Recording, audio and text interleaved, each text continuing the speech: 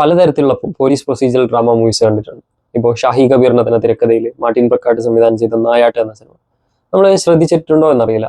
പക്ഷെ നമ്മൾ സമൂഹത്തിൽ എളുപ്പം ജഡ്ജ്മെന്റിന് വിധേയരാകപ്പെടുന്ന ഒരു പ്രൊഫഷണൽ സമൂഹമാണ് പോലീസ് എന്നത്.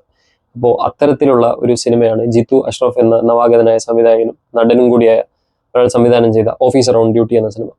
ഷാഹി കബീർ എന്ന എഴുത്തുകാരന് ഒരു മുൻ പോലീസുകാരന് ആണ് എന്നുള്ള അഡ്വാൻറ്റേജ് പലതരത്തിൽ നമ്മൾ ഈ സിനിമയിൽ കാണാൻ പറ്റുന്നുണ്ട്.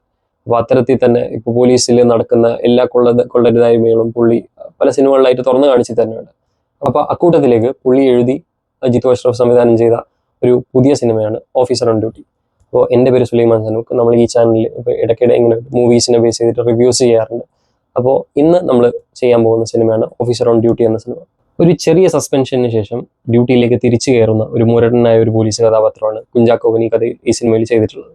സസ്പെൻഷന് ശേഷം ആദ്യം വരുന്ന കാഴ്ചയെ തന്നെ പുള്ളി കാണുന്നത് ഒരു ബസ് നിറയെ ആൾക്കാരുമായിട്ട് പോലീസ് മുറ്റത്ത് നിൽക്കുന്ന ഒരു കൂട്ടം ആൾക്കാരെയാണ്. അപ്പോൾ അതിൽ നടക്കുന്ന സംഭവം എന്ന് വെച്ചാൽ ഒരു വയസ്സായ ഒരു വൃദ്ധയുടെ മാലമോഷണ കേസുമായിട്ടാണ് അവർ വരുന്നത്. അപ്പോൾ ആ ഒരു കേസ് സോൾവ് ആയി ചെയ്ത ഉടനെ തന്നെ പുള്ളിക്ക് അടുത്ത കേസും കൂടി കിട്ടുന്നു. ഒരു ബാങ്കിൽ മുക്കുവണ്ണം പണയം വെച്ച ഒരു മധ്യവയസ്കനായ ഒരാൾ. അയാൾ ആ ബാങ്ക് അധികൃതരോട് പോലീസിന്റെ മുമ്പിൽ ആണയിട്ട് പറയുന്നുണ്ട്, ഞാൻ ഈ മാല എൻ്റെ മകൾക്ക് ബർത്ത്ഡേ ഗിഫ്റ്റായി കൊടുത്തതാണ്, ഇത് മുക്കുവണ്ടമാകാൻ ഒരു വഴിയുമില്ല എന്നൊക്കെ. അപ്പോൾ കുഞ്ചാക്കോവന് പലതരത്തിലുള്ള ഒരു വീക്ഷണകോണിലൂടെ നോക്കി പുള്ളി മനസ്സിലാവുന്നു ഈ വൃദ്ധം പറയുന്നതിൽ ഒരു തെറ്റുമില്ല, കള്ളമായിട്ട് പുള്ളിക്കൊന്നും തോന്നുന്നില്ല. കാരണം പുള്ളിക്ക് ആ ഒരു കഴിവുണ്ട്, ഒരു ഘ്രാണശേഷിയുണ്ട് പോലീസ് നായയെ പോലെ കുഞ്ചാക്കോവന്. പുള്ളി മനസ്സിലാക്കുന്നു ഈ വൃദ്ധം പറയുന്നതിൽ ഒരു തെറ്റുണ്ടാവാൻ സാധ്യതയില്ല. അപ്പോൾ പുള്ളി കേസ് അന്വേഷണത്തിന്റെ ഘട്ടത്തിലേക്ക് നീങ്ങുന്നു. അത്തരം ഒരു കേസ് അന്വേഷണത്തിനൊടുവിൽ പുള്ളി മനസ്സിലാക്കുന്ന ഒരു ട്രാജഡി എന്ന് പറയുന്നത് ഈ ഒരു മുക്കുവണ്ട കേസുമായിട്ട് ബന്ധപ്പെട്ട ഈ ഒരു കേസ് ഇത് ഒതുങ്ങി നിൽക്കാൻ പോകുന്നല്ല, ഇതിലൊരു റേപ്പ് കേസ് കൂടി ഇൻവോൾവ് ആയിട്ടുണ്ട്. ഈ റേപ്പ് കേസുമായി ബന്ധപ്പെട്ട് കുഞ്ചാക്കോവൻ ചെന്ന് നിൽക്കുന്നത് ഈ വൃദ്ധനായ ഈ ജഗദീഷ് പ്ലേ ചെയ്ത ഒരു കഥാപാത്രത്തിന്റെ മകളിലേക്കാണ്. കുഞ്ചാക്കോവൻ മനസ്സിലാക്കുന്നു ജഗദീഷിന്റെ മകൾ റേപ്പിന് വിധേയമായിട്ടുണ്ടെന്ന്.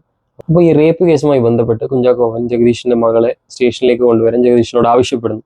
തുടർന്ന് മാനഹാനി ഭയപ്പെട്ട് മകൾ വിസമ്മതിക്കുന്നു. ജഗദീഷ് അതിന് കൂട്ടി നിന്നു. ജഗദീഷ് കുഞ്ചാക്കോവന്റെ മുമ്പിൽ കെഞ്ചി പറയുന്നുണ്ട്, എൻ്റെ ഇങ്ങനെ ഒരു കേസിൽ പെട്ട എൻ്റെ മോളുടെ ഭാവി എന്താകും, അവളെ എങ്ങനെയാണ് ഇനി സമൂഹത്തിന് മുമ്പിൽ ഉയർത്തി നിൽക്കുക എന്നൊക്കെ കുഞ്ചാക്കോവന് ചോദിക്കുന്നുണ്ട്.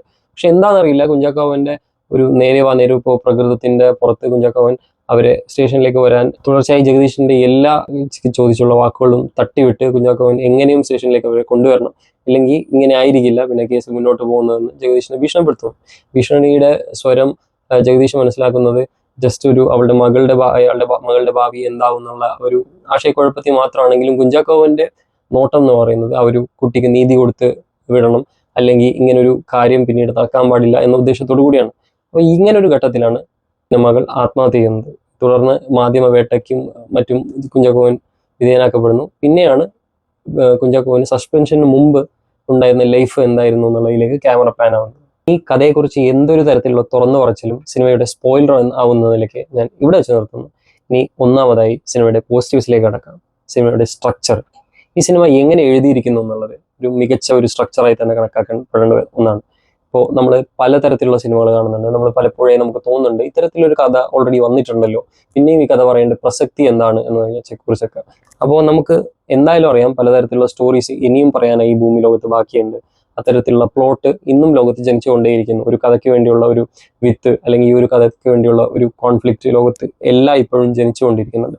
പക്ഷേ ഈ പറഞ്ഞതിനൊക്കെ ബദലായി നമുക്ക് പറയാൻ പറ്റുന്നത് നമ്മൾ സ്റ്റോറീസിന് പുതിയ ഒരു തരത്തിൽ ആൾക്കാർക്ക് മുമ്പിൽ പ്രസന്റ് ചെയ്യാൻ പറ്റും എന്നുള്ളതിന്റെ പ്രസക്തിയാണ്. ഇപ്പൊ നമ്മൾ പല സിനിമകളിലായിട്ട് കണ്ടിട്ടുണ്ട് യൂഷ്വൽ സസ്പെക്ട്സ് പോലുള്ള പടങ്ങൾ, ഇപ്പൊ ഇരട്ട പോലുള്ള സിനിമകൾ. ഈ പടത്തിന്റെ ഒക്കെ മൂല സ്റ്റോറി അല്ലെങ്കിൽ ഒരു സെൻട്രൽ ആയിട്ടുള്ള കോൺഫ്ലിക്റ്റുകളൊക്കെ നമ്മൾ പല സിനിമകളിലായിട്ട് കണ്ടിട്ടുണ്ടെങ്കിലും ഈ ഒരു സിനിമ മറ്റു സിനിമകളിൽ നിന്നും വ്യത്യസ്തമാകുന്നത് ഇതിന്റെ കഥ പറച്ചിൽ രീതിയിലൂടെയാണ്. എങ്ങനെ നമ്മൾ യൂഷ്വലായി കണ്ടിട്ടുള്ള ഒരു സ്ട്രക്ചറിനെ ഒരു ബ്രേക്ക് ചെയ്ത് പുതിയൊരു സ്ട്രക്ചർ ഉണ്ടാക്കി നമ്മൾ ഓൾറെഡി പറഞ്ഞിരിക്കുന്ന സ്റ്റോറിയെ വ്യത്യസ്തമായി പറയുന്നു എന്നുള്ളത് വളരെ നമുക്ക് ഒരു സിനിമ പ്രസന്റ് ചെയ്യുമ്പോൾ നമുക്ക് കാമ്പുള്ളതായി കണക്കാക്കപ്പെടേണ്ട ഒരു വിഷയം തന്നെയാണ്. അത്തരത്തിൽ ഈ സിനിമയുടെ സ്ട്രക്ചർ വളരെയധികം ചർച്ച ചെയ്യപ്പെടേണ്ട ഒന്ന് തന്നെയാണ്. രണ്ടാമത്തെ പോസിറ്റീവായി പറയാനുള്ളത് ഈ സിനിമയുടെ ടെക്നിക്കൽ ആസ്പെക്ട്സിനെ കുറിച്ചാണ്. ഈ സിനിമയുടെ സിനിമാറ്റോഗ്രഫി കൈകാര്യം ചെയ്തിരിക്കുന്നത് നമുക്ക് ഏറ്റവും പ്രിയപ്പെട്ട കണ്ണൂർ സ്ക്വാഡ് എന്ന സിനിമ സംവിധാനം ചെയ്ത റോബി വർഗീസ് രാജാണ്.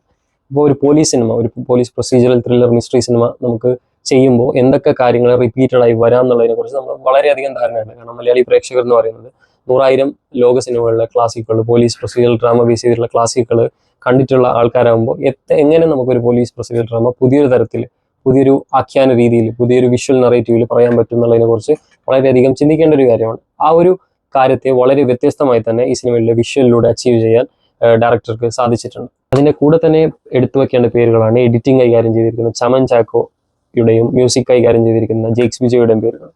ഒരു വ്യത്യസ്ത മൂഡിലുള്ള സിനിമയാണ്. പലതരം മൂഡുകൾ മാറി മറിയുന്ന തരത്തിലുള്ള സിനിമയാണിത്. അപ്പോൾ ആ മൂഡിനനുസരിച്ച് തങ്ങളുടെ മീറ്റർ ഡൗൺ ചെയ്യാനും അപ്പ് ചെയ്യാനും ചമൻ ചാക്കോവും ജെയ്ക്സ് ബിജോയും കാണിച്ച ഒരു വൈഭവം വളരെയധികം ചർച്ച ചെയ്യപ്പെടേണ്ട ഒന്ന് തന്നെയാണ്. കഥാപാത്രങ്ങളുടെ തന്നെ മാറി മറിയുന്ന മാനസികാവസ്ഥയും കാലാവസ്ഥയുടെ വ്യതിചലനങ്ങളും വളരെ മനോഹരമായി തന്നെ ഇവർ രണ്ടുപേരും സിനിമയിലൂടെ ഒപ്പിയെടുക്കുന്നുണ്ട്. മൂന്നാമതായി എടുത്തു പറയേണ്ട പോസിറ്റീവ് എന്ന് പറയുന്നത് സിനിമയിൽ അഭിനയിച്ചിരിക്കുന്നവരുടെ പെർഫോമൻസുകൾ തന്നെയാണ്. ഇപ്പോൾ വ്യത്യസ്ത മൂഡിലുള്ള ഒരു കഥാപാത്രത്തെ പലതരത്തിലുള്ള മാനസികാവസ്ഥ ഒഴിവാക്കുന്ന ഒരുതരം പോലീസുകാരൻ്റെ വേഷം കുഞ്ചാക്കോവൻ വളരെ മനോഹരമായി തന്നെ കൈകാര്യം ചെയ്യുന്നുണ്ട്. കുഞ്ചാക്കോവൻ്റെ പോലീസ് കഥാപാത്രം ഏൽപ്പിക്കുന്ന മാനസികാഘാതം വളരെ മനോഹരമായി തന്നെ തരണം ചെയ്ത് ലൈഫ് എന്ന റേസിൽ മുമ്പോട്ട് പോകുന്ന കുഞ്ചാക്കോവൻ്റെ വൈഫ് കഥാപാത്രം ചെയ്ത പ്രിയാമണി, കുഞ്ചാക്കോവൻ്റെ മകളുടെ വേഷം ചെയ്ത മീനാക്ഷി അനോബ്, പിന്നെ ഇതിൽ തന്നെ ഏറ്റവും ഡെപ്ത് റിക്വയർ ആയിട്ട് വന്ന ഏറ്റവും വ്യത്യസ്ത മൂഡിലുള്ള കഥാപാത്രമായി നമ്മൾ ഇതുവരെ മലയാളത്തിൽ കണ്ട് പരിചയിക്കാത്ത ഒരു ക്യാരക്ടർ ചെയ്തിട്ടുണ്ട് ഒരു കൂട്ടം യുവാക്കൾ. അവരെ പേരെടുത്ത് തന്നെ പറയേണ്ടതാണ്. അതിൽ ഏറ്റവും മുമ്പന്തി നിൽക്കുന്നത് വിശാഖ് നായർ കൈകാര്യം ചെയ്ത കഥാപാത്രം തന്നെയായിരുന്നു. ഒരു വളരെ അൺപ്രഡിക്റ്റബിൾ ആയ ഏതൊരു മൊമെന്റിലും പൊട്ടിത്തെറിക്കാൻ തരത്തിൽ ഉതകുന്ന ഒരു കഥാപാത്രമാണ് പുള്ളി കൈകാര്യം ചെയ്തിരിക്കുന്നത്. അപ്പോൾ എല്ലാ രീതിയിലും ഏതൊരു നിമിഷവും പൊട്ടിത്തെറിക്കാവുന്ന ഒരു കഥാപാത്രം വളരെ കൈയടക്കത്തോടെ തന്നെ വിശാഖ് നായർ ഈ സിനിമയിൽ ചെയ്തിട്ടുണ്ട്. ഈ സിനിമയിലെ നെഗറ്റീവ്സിലേക്ക് വരാം. ഒന്നാമത്തെ കല്ലുകടിയായി തോന്നിയത് ഈ ഒരു സിനിമയിൽ ഒരു പോലീസ് കഥാപാത്രം ചെയ്യുന്നുണ്ട്. ഈ സിനിമയുടെ സംവിധായകൻ ജിത്തു അഷ്റഫ്. നമുക്ക് നായാട്ട് എന്ന സിനിമയിൽ കുഞ്ചാക്കോവിന് ലീവ് കൊടുക്കാൻ വിസമ്മതിക്കുന്ന ഒരു മേലുദ്യോഗസ്ഥനെ നമുക്ക് വളരെ നല്ല രീതിയിൽ പരിചയം ഉണ്ടാകും. ആ ഒരു കഥാപാത്രം ചെയ്തത് ജിത്തു അഷ്റഫ് തന്നെയായിരുന്നു. ഈ സിനിമയിൽ പുള്ളീൻ്റെ റോൾ എന്ന് വെച്ചാൽ നമുക്ക് ആദ്യം ഈ സിനിമയുടെ തുടക്കത്തിൽ വളരെ മാന്യനും വളരെ സൽസ്വഭാവിയും വളരെ നല്ല പ്രകൃതക്കാരുമായ ഒരു പോലീസുകാരനായിട്ടാണ് പുള്ളിയെ പരിചയപ്പെടുന്നത്. ബാക്കിയുള്ള ജീവിച്ചിരിക്കുന്ന കഥാപാത്രങ്ങളിലൂടെയാണ് പുള്ളിയുടെ ഒരു ക്യാരക്ടർ ജേണി നമ്മൾ ഈ സിനിമയിൽ മനസ്സിലാക്കുന്നത്.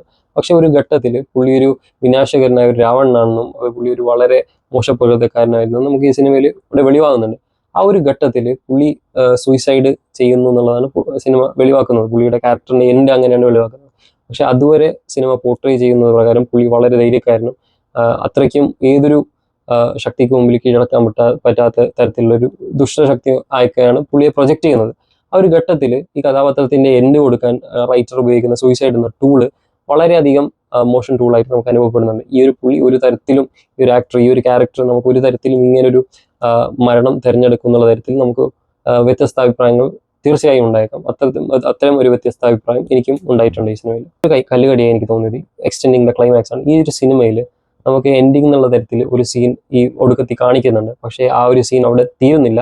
ഈ ഒരു യുവാക്കൾക്ക് ഇങ്ങനെയല്ല ഒരു എൻഡ് കൊടുക്കേണ്ടത് എന്നുള്ള രീതിയിൽ സ്റ്റോറി റൈറ്റർ ഈ സിനിമ ഒന്നും കൂടി എക്സ്റ്റെൻഡ് ചെയ്യുന്നുണ്ട്.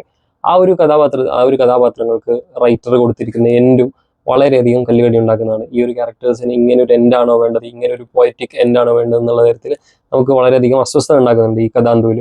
അപ്പോൾ അത്തരം ഒരു കല്ലുകടി അനുഭവപ്പെടുകയുണ്ടായി. ഒരു ഓവറോൾ സിനിമ അനുഭവം എന്നുള്ള നിലയ്ക്ക് ഓഫീസർ ഓൺ ഡ്യൂട്ടി വളരെയധികം ടെക്നിക്കലി ബ്രില്യൻ്റ് ആയ വളരെയധികം കഥാപാത്രങ്ങൾക്ക് അത്തരത്തിലുള്ളൊരു സ്പേസ് കൊടുക്കുന്ന ഒരു സിനിമയായിട്ടാണ് അനുഭവപ്പെട്ടതെങ്കിലും അതിൻ്റെ ക്ലൈമാക്സും ചില റൈറ്റർ ഡിസിഷനും വളരെയധികം മോശം എന്ന തലത്തിലേക്കുള്ള ഒരു ചായലും ഉണ്ടാക്കിയിട്ടുണ്ട്.